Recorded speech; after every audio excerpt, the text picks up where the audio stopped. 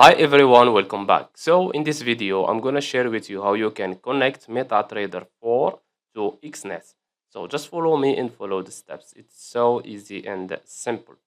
So first of all, go and log into your Exness account and create an account. Or you can use your account if you have one. So click on open new account and choose standard for me. Click on continue, demo. Let's choose the leverage. So let's say 1 to 500. Balance $500. Name. Let's say GG, just for example. And let's add a password. Okay, I will use this one. Then click on create account. Okay. And let's see. Okay. The account name is GG and it's $500. Now let's go and download MT4. Download MetaTrader 4. Click on it, the first one. No, I don't want this. Okay, this one.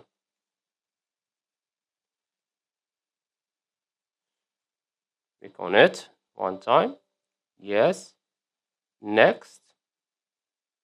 Then click on finish. Now let's close this one and this one. Okay, so this is our MetaTrader 4. Okay, now go to file, open an account. Click on it. And here in the search bar, type Exness. Okay, then click on find your company. And choose this one, Exness Technologies Ltd. Okay, click on it just one time and click on next. Now go to connect with an existing trade account because we have already an account on Exness.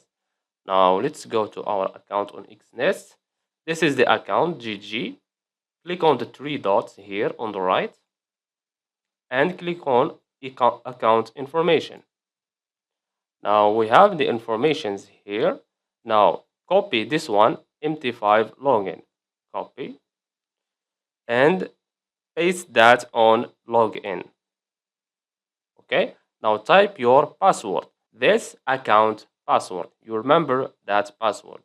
Okay, now let's add the password. Then we have here the server.